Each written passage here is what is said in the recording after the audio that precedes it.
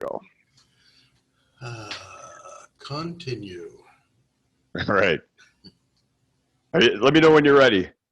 I'm ready. All right, Joe.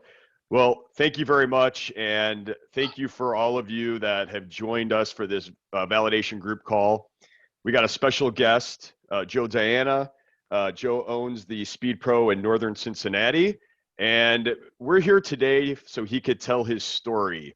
And so I'm gonna hand it off to you, Joe. And if you could just talk to us a little bit about the life you had or what you did previous to SpeedPro. Okay.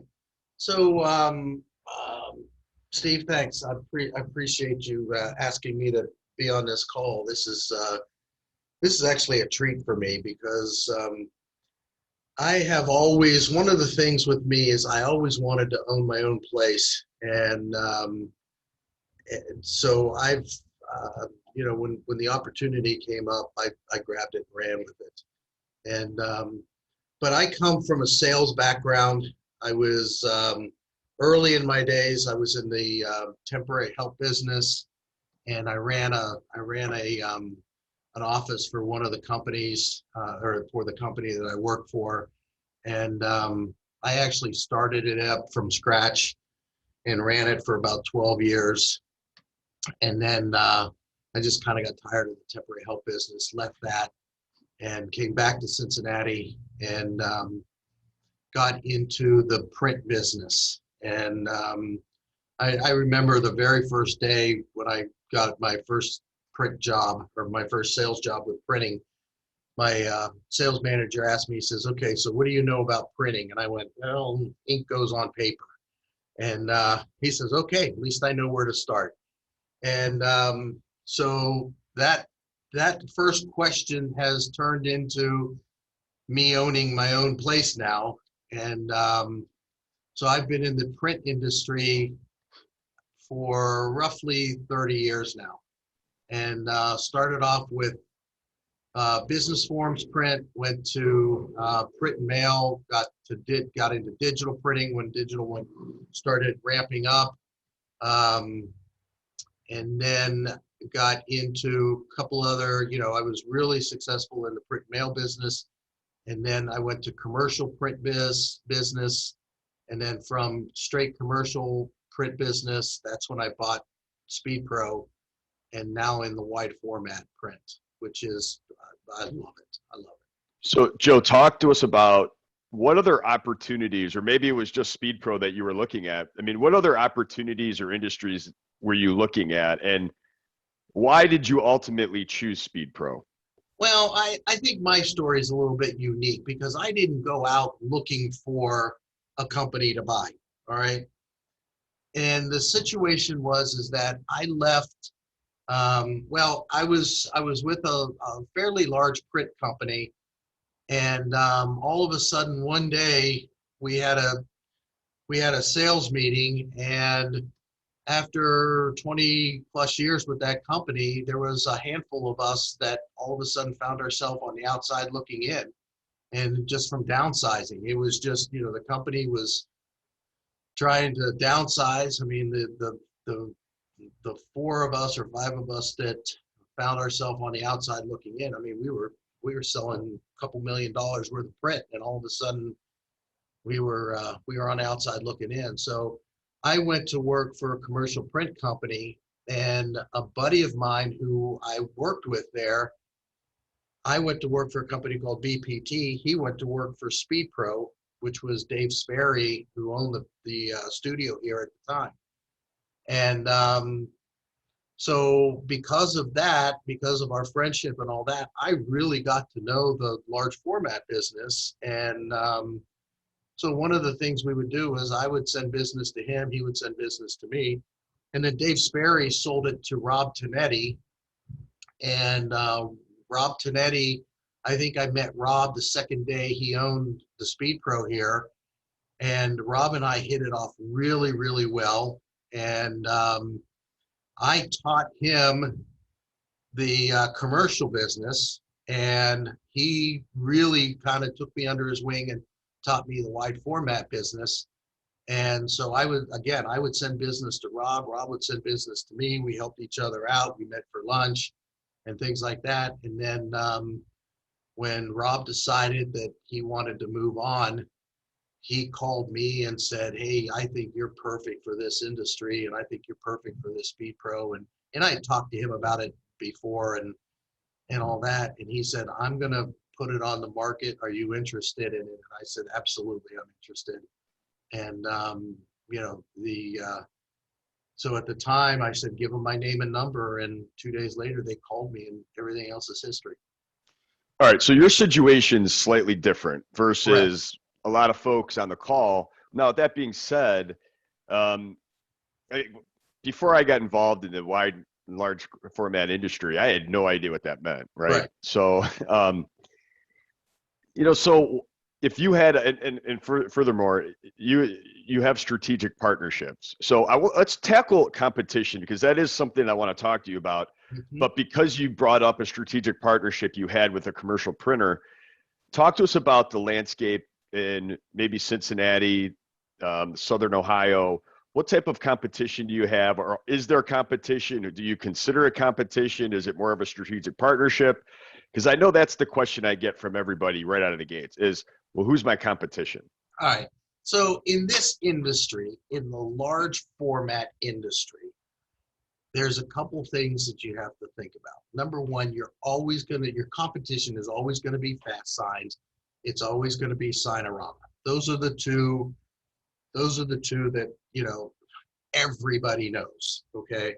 They typically put their locations in a retail area, and you can walk in and get a banner from them. That's one of the things that they typically do. The other competition that you have that's more underlying that you don't know is some of the larger commercial print companies now are into the wide format business.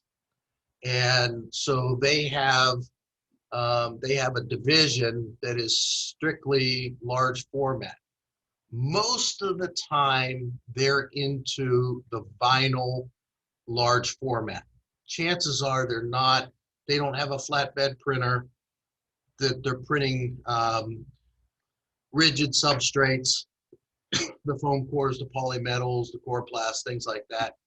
They're going to buy most of the time an inexpensive, large format vinyl printer, inkjet typically, or latex, and they're going to say that they're in the wide format business. You run into that, okay? Um, some of those guys are really good at what they do, and most of them they'll just print a mural or decals or something like that, put it on the wall, and that's it. So you just have to know what those players are, what those commercial players are that have the large format. Again, you're always going to run into the fast signs, the Signoramas. You're not going to get away from those guys. And then there's always a local company here and there that is in the large format business. So here in Cincinnati, our competition, I mean, we don't,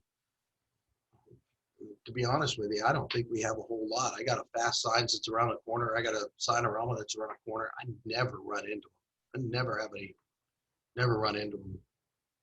Yeah, a lot of times, Joe, it's interesting that a lot of times because they're retail, they educate the customers to the point where they're like, okay, well, I need what they want to sell, but it's going to take them 2 to 3 weeks to get it to me.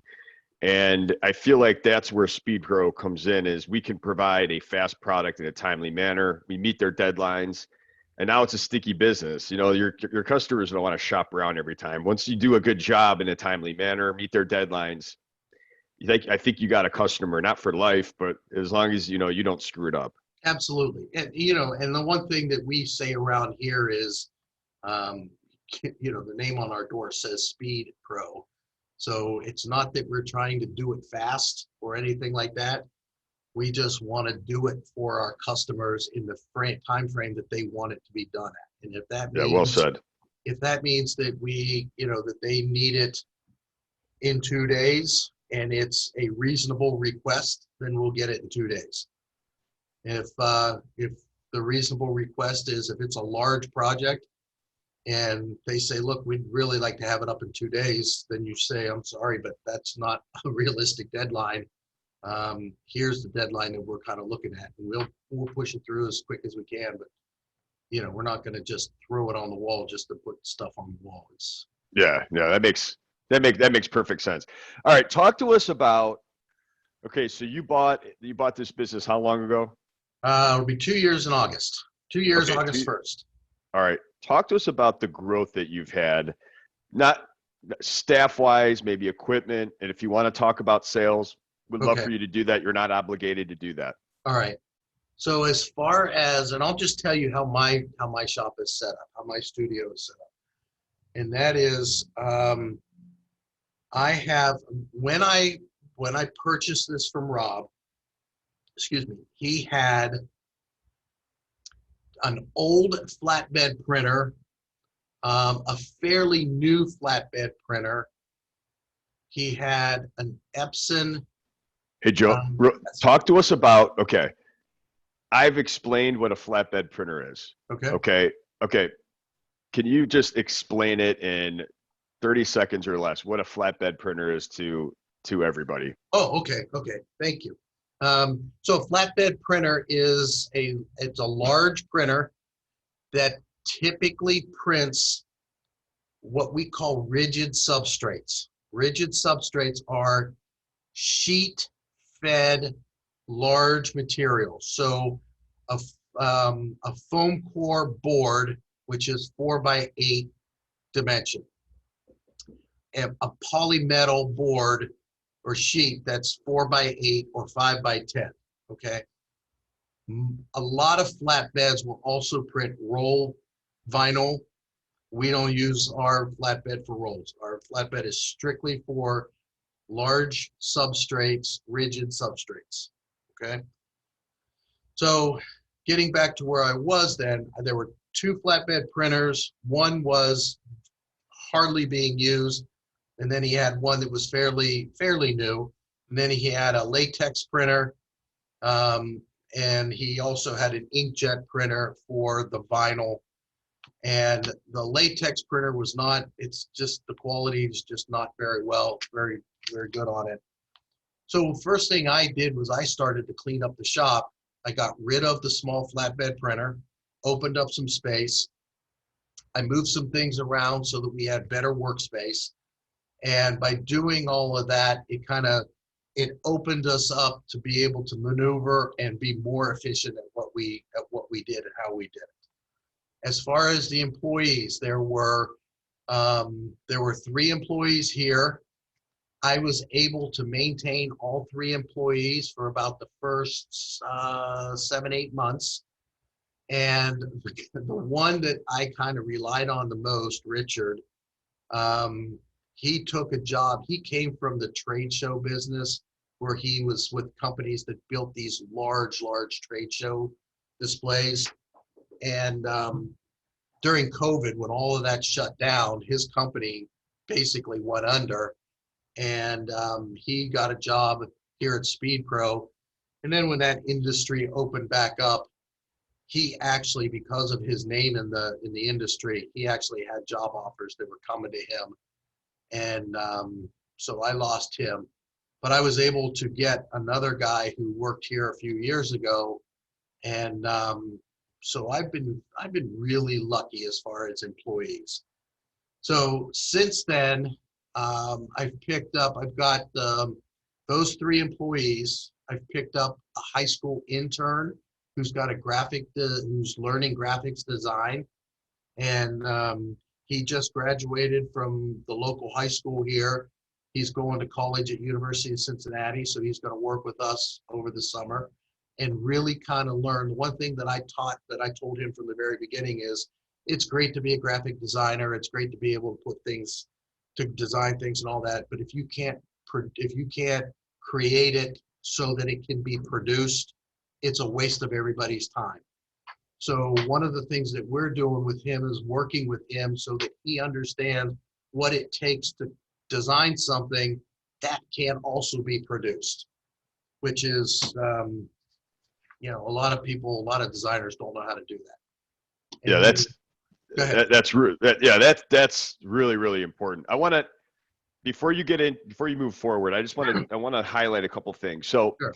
when Joe, you were talking about the flatbed, Yep. most people are going to start out with a roll-to-roll printer, a plotter, and a laminator. And I always tell people, Yep. you know, those three pieces of equipment can basically do 70% of what you're going to sell. Absolutely. Now, it's Absolutely. speed. Speed is where the flatbed printer really comes in. And so, you know, the reality is you have to grow your sales before you bring in a flatbed. Okay. Correct. All right. The other thing is when I talk to people, they always ask, like, where do you find staffing? Right.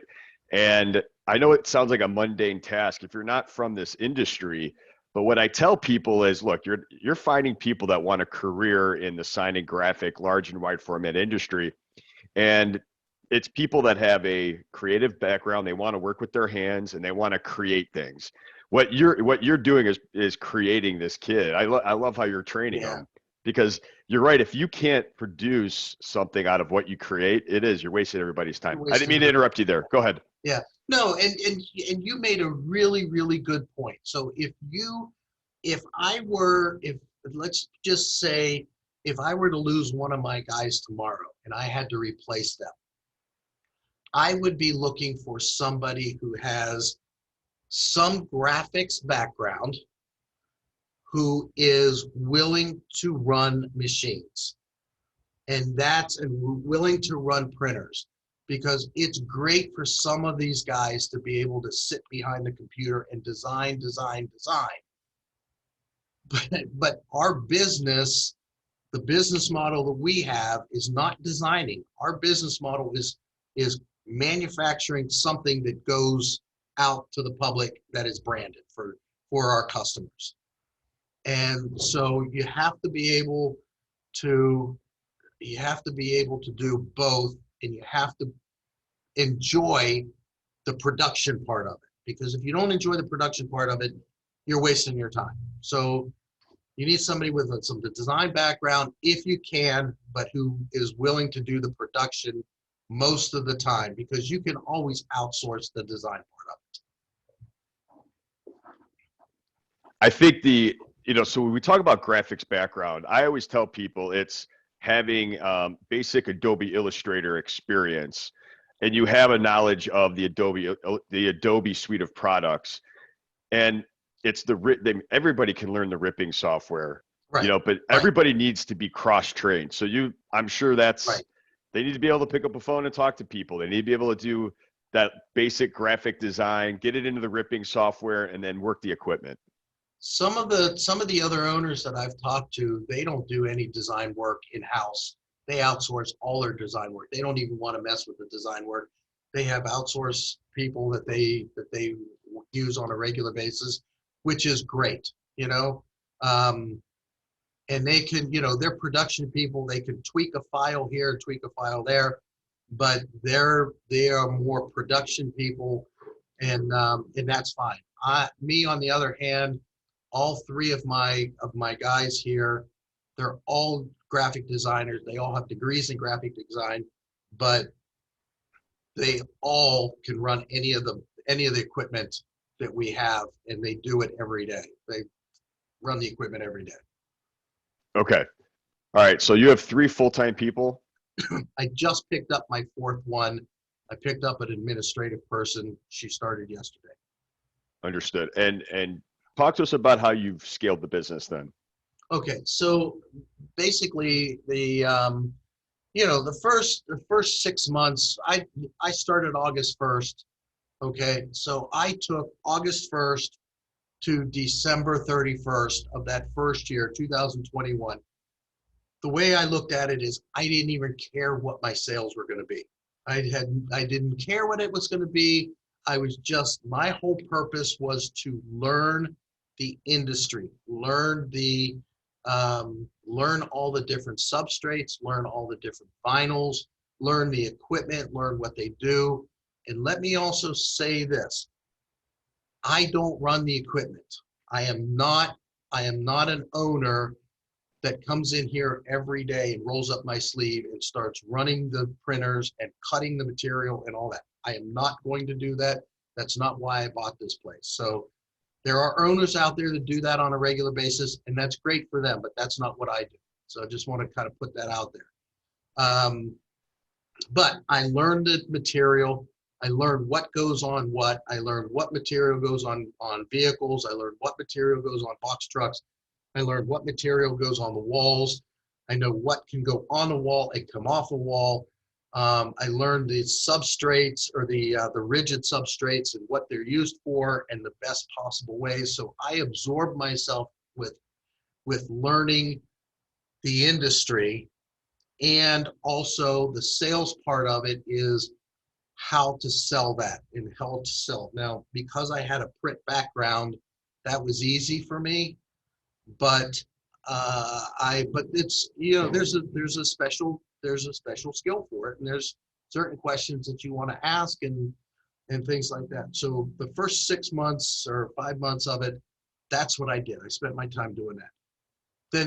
Then starting January 1st of 2022, I really started to learn how to run the business, and started really concentrating on my sales, what I needed to do. Again, I told you that I kind of organized the office or the studio, so that we were more efficient. I broke it up so that one guy ran the flatbed, another guy ran the roll to roll, and then my production manager, he's able to run both. He coordinated. I made sure that he understood that he coordinates everything. I send the stuff to him, and so that's basically how I set it up, and it's been running very well since then. I've been concentrating on sales, and then also I was kind of the general catch-all, which once you start growing, you got to be able to pass that off to somebody else, and that's why I hired another person to take that off of me, because it got to a point where I was a bottleneck for everybody. Well, I mean, it's evident your sales have really grown, and again, so you've kind of alluded to it, but what's a typical day in the life for you? And I realized the first 6 months was all about learning, but what's a typical day in the life for you? And really, what is your role? I mean, it obviously it's to be the owner, to be the face of the franchise, but maybe tie those two together, your role into what a day in the life is. Okay. First thing is that my primary role, other than, and let's just take the thing about running the business, take that part out of it. Okay. As the owner, that's what you do. You run the business, you learn how to do that. But my typical day is I have a schedule. I come in here, and I'm usually here between 7 and 7:30 in the morning. I'm here before the guys get here. And I run through my emails. Any quoting that needs to be done, I typically try to get that done as quick as I can and get that going. Any responses to customers that need to be done, anything like that, I typically do that. By 10 o'clock, though, I want to be out of here, and I want to be heading to appointments. And the one thing that I do on a regular basis is, because of our PPC, our pay-per-click, and things like that, I manage that pretty well. And if we get a PPC inquiry, as soon as that thing comes in, I typically pick up the phone and call them or respond very quickly. But one of the things that I'm trying to do is get in front of them, because once I get in front of them, the chances of me closing that goes up dramatically. And sometimes it's just, hey, I just need a quote on my truck. What's it cost to wrap a truck? Well, you know what? I want to have a conversation with them before I just throw out a price of, hey, it's going to cost you $3,000. I want to have a conversation. I want to know what they're doing. I want to know the condition of the truck. I want to know, what are they trying to accomplish by wrapping it? Are they trying to do a billboard, or are they just trying to put a phone number on the vehicle? By having those conversations, your close rate goes up dramatically. And so the other thing is that people still like to do business face to face, and so I try to avoid, trying to sell over the phone or try to sell, you know, through emails and things like that. I want to get in front of my customers because that's where it's all about relationships. It's all about the story that you tell. It's Yeah. about their story, and that's how you close it. I totally agree. If you try to sell somebody large and wide format services and projects, who knows what I didn't know what substrate meant. When someone Yeah, said media, vinyl materials, banner materials, yeah. but when you're in person and you're doing consultative selling, Mm-hmm. it really does increase your chances. And with the quoting software, the point of sale system, it streamlines and it makes it pretty intuitive for the customer. Well, and here's a good example. So yesterday, I'll just tell you, we're doing a large. There's a private school here in Cincinnati that is they came across a large sum of money because they've not rebranded, or they've not cleaned up their school in years. It's probably been 30 years, 35 years since they've done anything to the building other than regular maintenance. And so we got an opportunity through a referral from another customer of ours to work with these folks, and it has turned into. At first, it was, hey, we want to put a mural on this wall in the gym area, and now it has evolved over the last 2 months to the entire gym area, the entire theater area, certain spots in the within the school. I met with them yesterday because she called me and said, "Hey, we need to meet again because the principal was walking through the cafeteria and says, if we're going to do this, we're going to do it right. Let's get the cafeteria done too. We're doing the middle school area. We're doing the Montessori school area. And this thing has turned into from a mural on the wall to a project that is going to be well over $100,000. And it's all because of me going into, and I don't want to sound, I don't want to come across this way, but it's all because I went in there and I set up a relationship with this lady first. It's like, hey, wait a minute, before you do anything like that, you want to consider this, you want to consider that. You're looking at putting something on cinder block.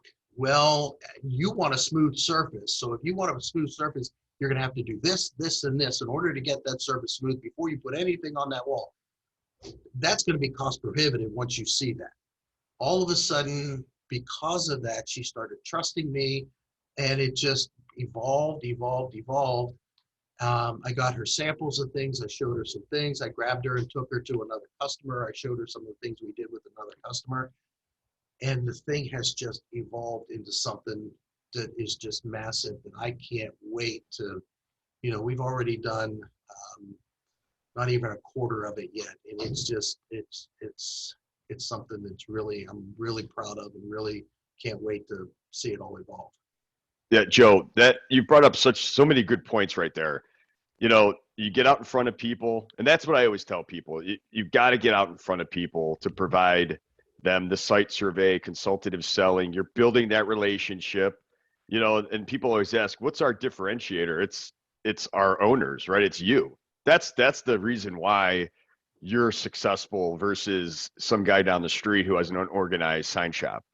Well, you mentioned something there, and I've got to say this because this is something that I thought was, and I got this out of the convention that we had in March, and it really hit home to me on that, and that is that there's another SpeedPro that's 10 miles down the road, 15 miles down the road. Mike Essick is the owner over there. okay? And Mike is really, really small compared to my shop, okay, my studio. But Mike is not my competition. And the reason I say that is because even though he's a separate franchise and even though he's a separate owner, if I have something that I need help with, I can pick up the phone and call Mike and say, hey, Mike, can you help me with this? And he drops what he's doing and he helps me. The guys up in Dayton, the SpeedPro up in Dayton, he called me about 3 weeks ago and says, Joe, I got a problem. He says, my flatbed cutter just went down. He says, I've got a ton of work on that. He goes, is there any way you have any availability on your flatbed cutter? And I said, Corey, I don't care what it is, send it to me. We'll get it done for you until your flatbed gets up and running. He says, it might be 3 weeks before that. I said, send it to me. We'll get it in. We'll figure it out, how to get your stuff done and my stuff done. If we have to be here till midnight, we'll get it done. That's the difference. These guys aren't my competition. They're my peers. And that's the one thing about SpeedPro that I really, really like. I can reach out to any of the owners and have answers to anything in 15 minutes. Yeah, and the fact that our territories are so large, that does help. And again, my background coming from the competition, Yep, they did compete against one another. absolutely they do. Because their territories were so small, they were all competing for the same business. Absolutely. And so you touched on a lot of great points there. The network is something that it helps sell this business for me. Right. Yep. And so you touched on a lot of great points. All right, Joe, I want to hit a couple questions here. Mhm. And if anybody has a question, please type them in. You are muted, but you can ask questions. All right. What would you have done differently if you could do it all over again? A couple of things. I would have managed my cash flow a little bit better going in. Being a new owner of a business, I've never owned my own business before. So I've had to learn how to be a business owner as opposed to being an employee. And the one thing that I realize is that there are certain things that you really, really have to manage. And one of the things that is your cash flow. And if you don't watch it really close because of the, buying the material and waiting to be paid and things like that, you can very easily get into cash flow issues. And if you don't have, I mean, there's some owners that have large, banks of cash. I was not one of those. I took money out of my 401k to get this thing started. I would do it again in a heartbeat. And it has paid off for me. And I'm starting to reap the benefits of my hard work. But there were a couple of times that, cash flow got a little scary. And, but that's part of the business. And as long as you have a good working partner with your bank and a good working partner to, for credit lines and, helping out with that kind of stuff, you'll be fine. But if there's one thing that I could change, it would have been managing that a little bit better. Got it. And it's very important, so there's a lot of folks that are on this call that, that are looking at a new studio. They're going to start out with an SBA, maybe a combination of a 401k rollover. Again, there's options, for folks, and we have all those different options with the third-party financial institutions. All right. How did SpeedPro? So let's talk about the support of SpeedPro corporate, not SpeedPro the network. You've mentioned a lot about them. How is SpeedPro home office or corporate? How have they supported you? So the one thing that's the other thing, and I'm going to say something, and Steve, close your ears. But I had a person who had worked with SpeedPro in the past. And what I'm saying in the past is 4 years ago plus, okay? And when I mentioned to him that I was thinking about buying a franchise, a SpeedPro franchise, he said, Joe, if you want my opinion, do not do that. And I said, why? He said, because the ownership is just, they're just, they're just in it for themselves. They don't care about the franchises. They're just in it for themselves. And the more and more research that I did, I realized that that regime was gone. There was a completely new regime in there with Larry and Paul. And everything that he said was the negative turned out to be positives for me. And that is, I was within the first 2 weeks of me being an owner, I was on calls because I bought it kind of post, just the back end of COVID. The first thing they do is they send you out to Denver and kind of get you going and spend a week or two out there. Well, I didn't get that opportunity to do that because, I was kind of just on the back end of COVID and everything was still kind of locked down a little bit. And, but I was on conference calls, Zoom calls. I met with marketing and they walked me through certain processes through marketing. They walked me through getting my system set up. Lori and the CFO, I spent 3 days with Lori kind of doing financial work and all of that. And so that was kind of the beginning that gave me that kind of base that I needed to get going. But at any point in time now, I can reach out to home office and I can have an answer. I can pick up the phone and call Danielle and say, hey, I got to, well, here's a perfect example. I'm in a networking group, and a few weeks back, I was coming up on my 10-minute commercial or my 10-minute presentation, and I wanted to kind of do some different things. And I reached out to Danielle and said, hey, I've got this 10-minute presentation. I really want to show my group some of the stuff that we really do well and all that. And within a couple hours, Danielle had my email flooded with marketing tips and marketing information and pictures and videos and things like that I was able to kind of put things together and able to do a really nice 10-minute presentation. So, I had an issue one time with my computers, and I reached out to Rob at my, IT and said, hey, I accidentally did this, and, he laughed at me and said, hang on a minute, Joe. And, within 15 minutes, he had me back up and running and all that. So the support that I know that I can reach out to home office no matter what group it is and have it. And I will tell you that, Zach has turned out to be one of not only, I mean, he's the mentor to me when it comes to sales and all that, but he's really become a friend. And same thing with Darren. I look forward to, I don't have to meet with Zach. He's in charge of sales for SpeedPro. I don't have to meet with him. I'm not required to meet with him or anything like that. But I meet with him every 2 weeks, just a quick little call, just to see, we talk about some of the things that I may have issues with.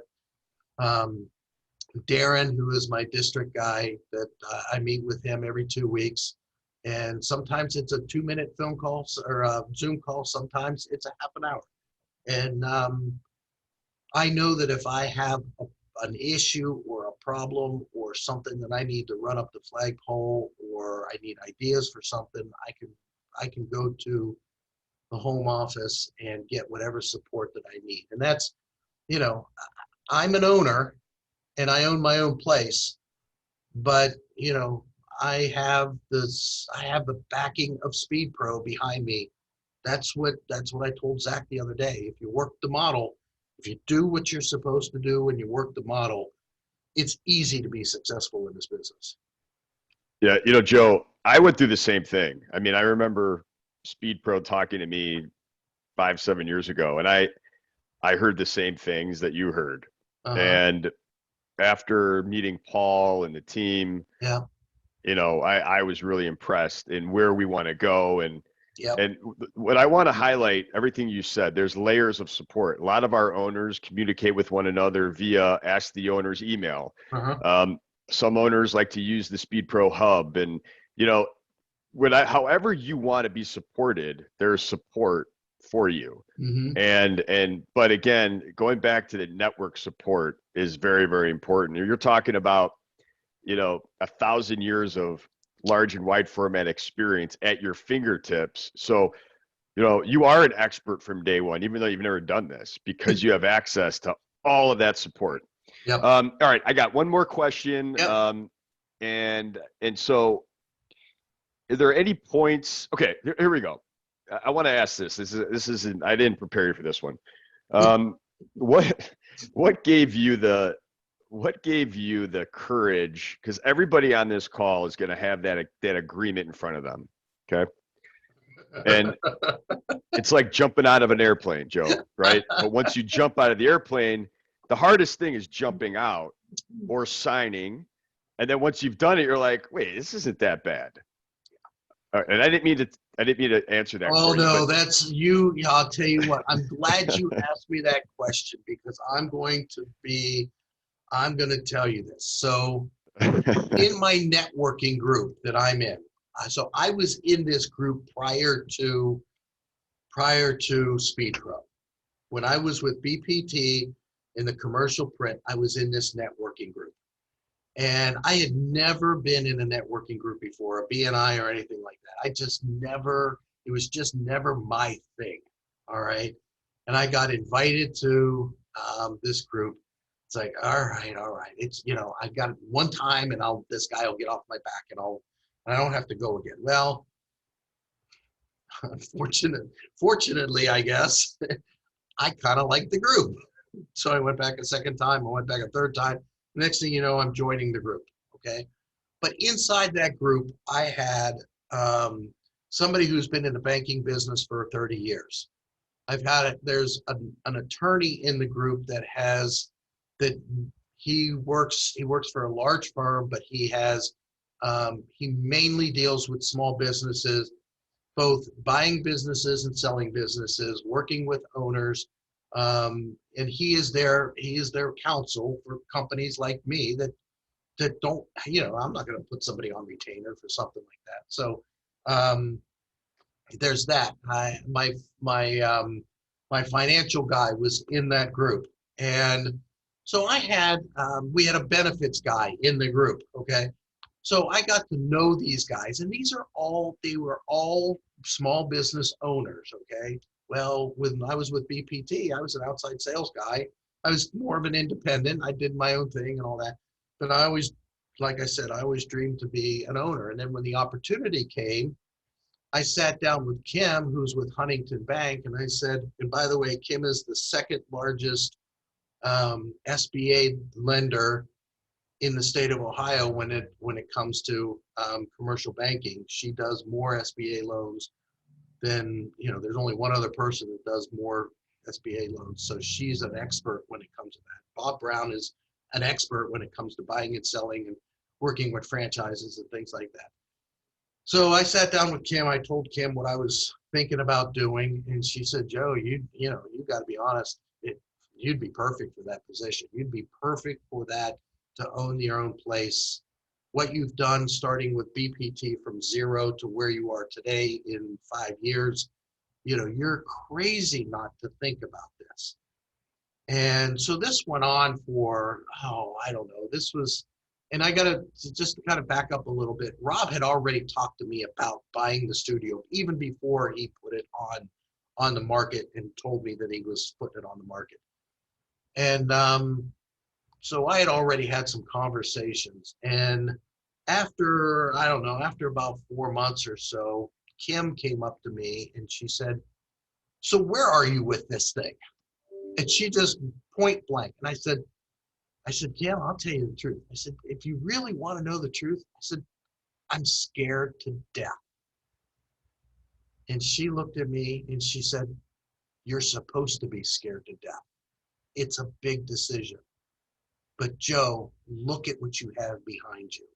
Look at the support that you have. You've got me in the banking. You've got me in, you've got Bob Brown is your attorney. You got your financial guy right here. You've got all the pieces together in order to succeed. That, you know, you've got all the pieces of the puzzle. You just have to step off the ledge. And she says, I've looked at your financials. You'll be fine. You just have to step off the ledge. And she says, you need to sit down with Bob, who was the attorney. So I sat down and had coffee with him one day, and I was telling him, you know, and he asked me where I was with it and all that. And he looked at me and he says, Joe, what are you waiting for? He said, again, he said, you know, look at what you have behind you. You've got the team behind you. What are you waiting for? And I left that meeting and I called Rob and I said, hey, Rob, you want to meet for lunch? And he said, yes. And so we sat down to lunch and he says, what's going on? And, you know, real casual and all that. And I just looked him dead in the eye and said, if I offered you this for that, for your business, would you take it? And he looked at me and he goes, for you? Yes. And once he said yes, all the pressure was gone. Everything, all my fear was gone. All the pressure was gone. Once I made that commitment, all of it went away. And then I got excited. And then it's like, let's get this going. And, you know, something that would normally take 4 or 5 months or something, I think we got it done in 2 months. And, you know, I couldn't wait to get going. And to be honest with you, I never look back. I'm not going to look back. It's Joe, it is the best. that was awesome. Joe, I'm energized right now. That was awesome. You know what? I love what I do. I love it. And if you don't have that fire in your belly for it, then, you know, go find something else to do. But, you know, it's not easy. Don't get me wrong. It's not easy. It's hard work. And it's, you know, and there are nights when I sit back and go, what the hell am I doing? And then I go, you know what? You know why you're doing it. You know, that fire. And I'm going to be honest with you. I bought the studio at 59 years old. Okay. Most people are trying to wind down. You know what? I'm not done yet. I'm just getting started. And, you know, I love what I do. I love the guys that work with me, that do anything in the world for them. And, you know, that's why I say, if you don't have a fire in your belly for it, then go find something else, because that's what it takes. All right. Joe, thank you. Any last final words? I'll give you the opportunity. Anything left? If anybody has any questions, maybe take the next 30 seconds. But I want to be respectful of everybody's time. I know this, Joe, that took you away from your work for 50 minutes, but man, you did a great job. Well, again, I appreciate the opportunity. You know, seriously, if there's anybody out there, you know, I can see a couple of names there. If anybody out there has any questions, I'll be more than happy to answer anything that you might have. You know, I know what it takes. I've been in 2 different startups. I know what it takes to start a business. It's hard work. It's not easy. You really have to be dedicated. And, but if you work the plan and you work the model, SpeedPro it's an awesome company. It's an awesome company to work with. You know? All right. Joe, thank you. I really appreciate it. Yeah. We'll be in touch shortly after, but thank you very much. And look forward to seeing you soon again. Okay. How's your Browns going to do this year? Oh, let's. I would love. I wish this was 10 years ago. I would ask you about your Bengals. All right, buddy. Hey, you take care. You too, man. Yeah, if you need me for anything, let me know. All right. All right. Thanks, Thank you. Dave. See ya. Bye. Yeah.